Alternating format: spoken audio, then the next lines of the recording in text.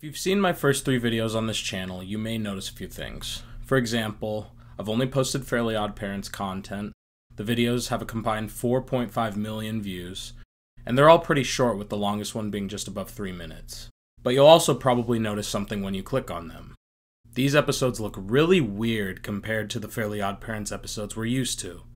I originally posted those videos to compile the days when Cosmo was an intelligent smooth talker. But it seems like nobody even remembers those episodes, so I set out to answer the confusion behind the question, what's the deal with these retro Fairly Oddparents episodes? Before explaining the mystery behind these episodes, I'll give you a short history lesson on the origins of Fairly Oddparents.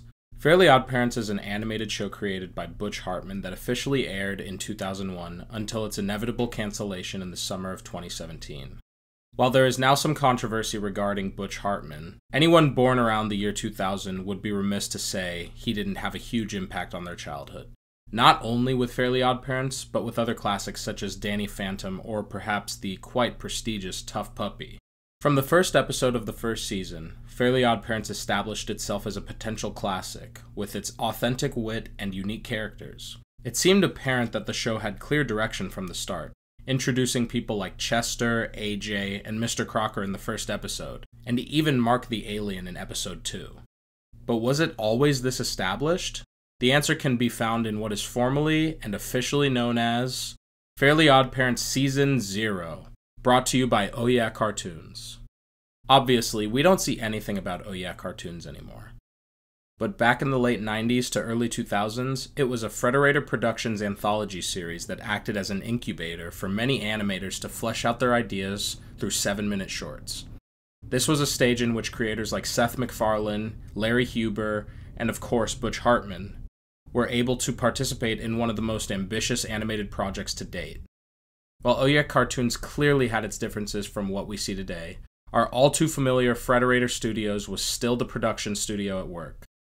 The first 4 episodes are where we get to see how the original premise of the show looked, because they're all essentially the same episodes in terms of general plot and character traits, just with different details altered.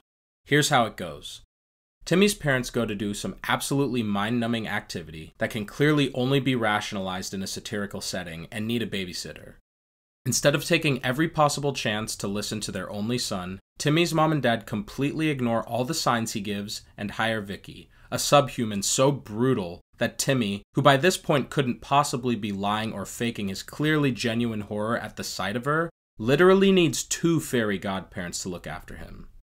We've already seen that only one godparent is necessary, but it's entirely possible that Timmy's situation is so bad that double the support is needed. Wanda, Cosmo, and Timmy take turns duping or brutalizing Vicky without a second thought or any indication in her mind that anything supernatural is happening. They do this by using cop-outs like, it was all a dream, but I'm surprised that Vicky sticks around after having these vivid nightmares every time she babysits. Am I looking way too deep into this now? Yes, what did you think the point of this channel was?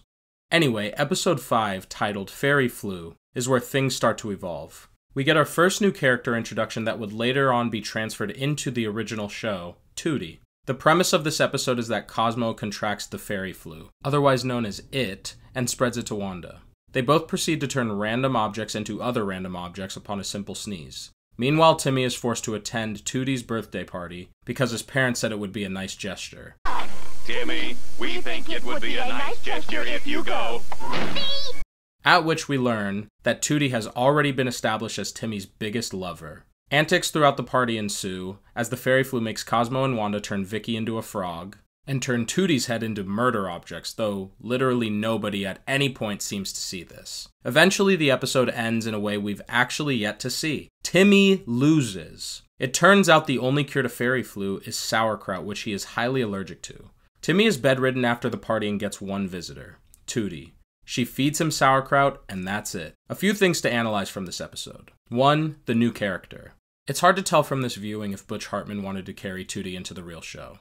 Her voice and appearance was changed pretty drastically compared to the others in the show, making it seem as though she served no purpose in her current state, but that does lead to another point. The changes in how the story plays out. This is the first episode in which we can really see the crew at Frederator letting themselves get creative. The jokes seem funnier and quicker. First new character, Timmy loses, They must have been feeling really good after this episode, because episodes 6 through 10 go on to introduce many characters who would later stick. Jorgen, the Crimson Chin, even what seems to be the inspiration for Kevin's character. Are you Bigfoot? Oh yeah, my real name's Bigfoot Taskowitz. Victor Bigfoot Taskowitz. How's it going, man? As the plots of these episodes start to go wild and even pertain sometimes more to Cosmo and Wanda than Timmy, it's very noticeable when major points from Season 1 are missing. Most notably, AJ, Chester, and Crocker are nowhere to be found. I think the fact that they're not even mentioned here, but so huge in the first episode and throughout the rest of the show, highlights that these episodes were great for seeing what worked and what didn't work. As we look deeper, the changes go on and on. Many of them were cosmetic, such as the designs of characters, but it went beyond appearance. Multiple characters had drastically different styles and tones than we are now familiar with, both Cosmo and Timmy's dad notably. They were both completely smooth-talking, almost car salesman types that appeared to be the smart ones. You can see hints of this in Season 1 with Cosmo, but not really Timmy's dad. Wanda became more intelligent through Season 1 and throughout the show than she was in Season 0. Jorgen in Season 0 sounded like he was trying to be Arnold, whereas throughout the rest of the show he sounds like a satire of Arnold. Tara Strong voiced Timmy Turner after the passing of Mary Kay Bergman. A very tragic time for the show, but an instrumental change in the quality of Fairly Odd Parents. In an interview on Channel Frederator, Butch Hartman started off by saying he didn't know the show would go this way. And that seems to be somewhat true, but that doesn't say there was no direction for the show. Clearly they had things they wanted to do, but it almost seems like they were allowed a safer way to introduce characters that some other shows didn't get. Instead, it was more common for characters to simply all be introduced at the start of the pilot or throughout the first season. This isn't a bad thing.